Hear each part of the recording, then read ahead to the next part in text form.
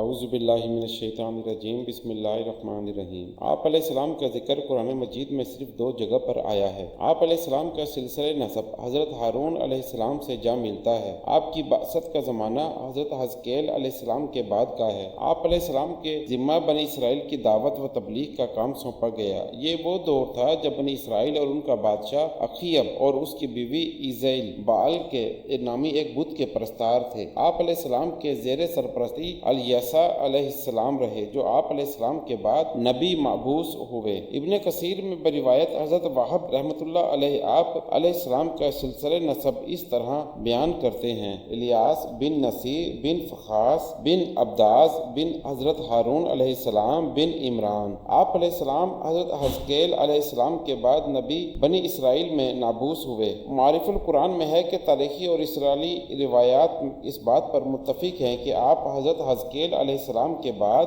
اور حضرت الیسع علیہ السلام سے پہلے اسرائیل کی طرف مبعوث ہوئے تھے۔ آپ علیہ السلام اردن کے علاقے جلعاد میں پیدا ہوئے تھے۔ اس وقت اسرائیل کے ملک میں جو بادشاہ حکمران تھا اس کا نام بائبل میں اخیب اور عربی تواریخ و تفاسیر میں عجب یا احب مذکور ہے۔ اس کی بیوی ایزبل بعل نامی ایک بت کی پرستار تھی۔ تفسیر کشف الرحمن میں ہے کہ یہ 20 گز لمبا بت تھا۔ اس کے 4 منہ تھے۔ حاکم کی بیوی نے بنی اسرائیل میں بعل کے نام پر ایک بڑی قربان گاہ تعمیر کر کے بنی اسرائیل کو بت پرستی کے راستہ پر لگا دیا تھا۔ حضرت الیاس علیہ السلام کو اللہ تعالیٰ کی طرف سے حکم ہوا کہ وہ اس خطے میں جا کر توحید کی تعلیم دیں اور اسرائیلیوں کو بت پرستی سے روکیں۔ دوسرے انبیاء کرام علیہ السلام کی طرح حضرت الیاس علیہ السلام کو بھی اپنی قوم کے ساتھ شدید کشمکش سے دوچار ہونا پڑا۔ قرآن مجید نے صرف اتنی بات بتائی ہے جو عبرت معزت حاصل کرنے کے لیے ضروری تھی کہ ان کی قوم نے ان کو جھٹلایا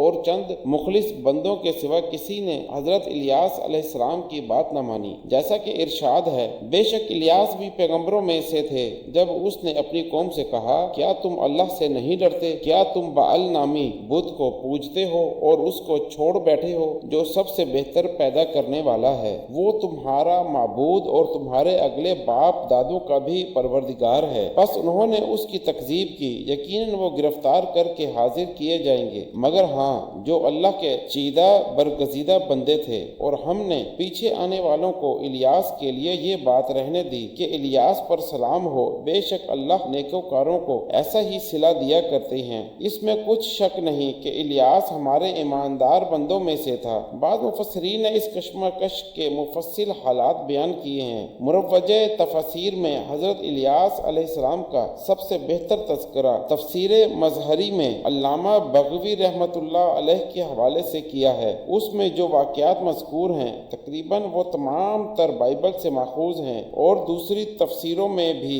ان واقعات کے بعض اجزاء حضرت وہب بن منبع اور کعب الاحبار رحمۃ اللہ علیہ وغیرہ کے حوالے سے بیان ہوئے ہیں۔ ان تمام روایات سے خلاصہ کے طور پر قدر مشرق نکلتی ہے کہ وہ حضرت الیاس علیہ السلام نے بنی اسرائیل کے بادشاہ اخیب اور اس کی رعایا کو بعل نامی بت کی پرستش سے روک کر توحید کی دعوت دی، مگر 1-2 حق پسند افراد کے سوا کسی نے آپ علیہ السلام کی بات نہ مانی، بلکہ آپ علیہ السلام کو طرح طرح سے پریشان کرنے کی کوشش کی، یہاں تک کہ اخیب اور اس کی بیوی ایزبل نے آپ علیہ السلام کو شہید کرنے کے منصوبے بنائے۔ آپ علیہ السلام نے ایک افتادہ غار میں پناہ لی اور عرصے دراز تک وہیں مقیم رہے۔ اس کے بعد آپ علیہ السلام نے دعا فرمائی کہ اسرائیلی لوگ قحط کا شکار ہو جائیں تاکہ آپ علیہ السلام ان کو قحط سالی کو دور کرنے کے لیے معجزات دکھائیں تو شاید وہ ایمان لے آئیں۔ چنانچہ انہیں شدید قحط سالی میں مبتلا کر دیا گیا۔ ابن کثیر میں ہے کہ 3 سال تک بارش نہ ہوئی۔ معارف القرآن میں ہے کہ اس کے بعد حضرت الیاس علیہ السلام اللہ تعالیٰ کے حکم سے اخیب سے ملے اور اس سے کہا کہ یہ عذاب اللہ تعالیٰ کی نافرمانی کی وجہ سے ہے، اگر تم اب بھی باز آ جاؤ تو یہ عذاب دور ہو سکتا ہے۔ میری سچائی کے امتحان کا بھی یہ ایک بہتر موقع ہے۔ حضرت الیاس علیہ السلام نے بادشاہ سے مزید ارشاد فرمایا کہ تم کہتے ہو کہ اسرائیل میں تمہارے معبود بعل کے 450 نبی ہیں۔ تم ایک دن سب کو میرے سامنے جمع کر لو، وہ بعل کے نام پر قربانی پیش کریں اور میں اللہ کے نام پر قربانی پیش کروں گا۔ جس کی قربانی کو آسمانی آگ کھا کر بھسم کر دے اس کا دین سچا ہوگا۔ اس تجویز کو سب نے خوشی سے مان لیا۔ چنانچہ کوہ کرمل کے مقام پر یہ اجتماع ہوا۔ بعل کے جھوٹے نبیوں نے اپنی قربانی پیش کی اور صبح سے دوپہر تک بعل سے التجائیں کرتے رہے مگر کوئی جواب نہ آیا۔ اس کے بعد حضرت الیاس علیہ السلام نے اپنی قربانی پیش کی اور اس پر آسمان سے آگ نازل ہوئی اور اس نے آپ علیہ السلام کی قربانی کو بھسم کر دیا۔ یہ دیکھ کر بہت سے لوگ سجدہ میں گر گئے اور ان پر حق واضح ہو گیا، لیکن بعل کے جھوٹے نبی اب بھی نہ مانے۔ اس لیے حضرت الیاس علیہ السلام نے ان کو وادی کیشون میں قتل کرا دیا۔ اس واقعے کے بعد موسلا دھار بارش ہوئی اور وہ خطہ پانی سے نہال ہو گیا، لیکن اخیب کی بیوی ایزابل کی آنکھ اب بھی نہ کھلی اور آپ پر ایمان لانے کے بجائے آپ علیہ السلام کی دشمن ہو گئی اور آپ کو قتل کرانے کی تیاریاں شروع کر دیں۔ یہ سن کر حضرت الیاس علیہ السلام سامریہ شہر سے روپوش ہو گئے اور کچھ عرصہ بعد بنی اسرائیل کے دوسرے ملک یہودیہ میں تبلیغ کرنی شروع کر دی، کیونکہ رفتہ رفتہ بعل پرستی وہاں بھی پھیل چکی تھی۔ وہاں کے بادشاہ یہودام نے بھی آپ کی بات نہ سنی، یہاں تک کہ وہ حضرت الیاس علیہ السلام کی پیشن گوئی کے مطابق تباہ و برباد ہوا۔ چند سال بعد آپ دوبارہ اسرائیل تشریف لائے اور دوبارہ اخیب اور اس کے بیٹے اخزیہ کو راہ راست پر لانے کی کوشش کی، مگر وہ بدستور اپنی سرکشی پر قائم رہے، یہاں تک کہ ان کو بیرونی حملوں اور مہلک بیماریوں کا شکار بنایا گیا۔ اس کے بعد اللہ تعالیٰ نے اپنے نبی کو واپس بلا لیا۔ دائرۃ المعارف میں ہے کہ شیطان بعل بت میں بیٹھ گیا تھا اور اس کے نبی باہر بات کرتے تو شیطان اندر سے جواب دیتا کہ تمہارا خدا یہ کہتا ہے، پھر بادشاہ اور تابعین اس کے موافق عمل کرتے۔ بنی اسرائیل جو حضرت یوشع بن نون علیہ السلام کے زمانہ سے اس شہر میں رہتے تھے، وہ بھی اس بت کے پجاری ہو گئے، تو حضرت الیاس علیہ السلام ایک پہاڑی میں 7 سال تک چھپے رہے اور سوائے گھاس وغیرہ کے کچھ نہ کھایا۔ بادشاہ نے بڑی تلاش کی لیکن کسی طرح بھی حضرت الیاس علیہ السلام نہ ملے۔ پھر بادشاہ کا بیٹا سخت بیمار ہو گیا، تمام معالج عاجز رہ گئے۔ بعل بت کی بھی بڑی پرستش کی گئی لیکن کچھ نہ بنا۔ بعل کے نبیوں نے کہا کہ تیرے سے بعل بت ناراض ہو گیا ہے کیونکہ تو نے حضرت الیاس علیہ السلام کو قتل نہیں کیا۔ پھر بادشاہ نے 400 آدمی حضرت الیاس علیہ السلام کی تلاش میں بھیجے، ہر جگہ ہر غار میں آواز دیتے اور کہتے کہ اے الیاس علیہ السلام سامنے آ، ہم ایمان لے آئے ہیں اور بادشاہ بھی اسلام لے آیا ہے۔ حضرت الیاس علیہ السلام نے ظاہر ہونا چاہا لیکن خدا تعالیٰ نے روک دیا کہ یہ منافقانہ چال ہے۔ تب حضرت الیاس علیہ السلام نے دعا کی کہ یا اللہ، اگر یہ لوگ سچے ہیں تو مجھے ان پر ظاہر کر، اور اگر جھوٹے ہیں تو ان پر آگ برسا دے۔ چنانچہ آسمان کی طرف سے آگ آئی اور وہ سب جل گئے۔ جب بادشاہ کو یہ خبر ملی تو 50 آدمی اور بھیجے، ان کے ساتھ بھی یہی معاملہ ہوا۔ پھر بادشاہ سخت ملول ہوا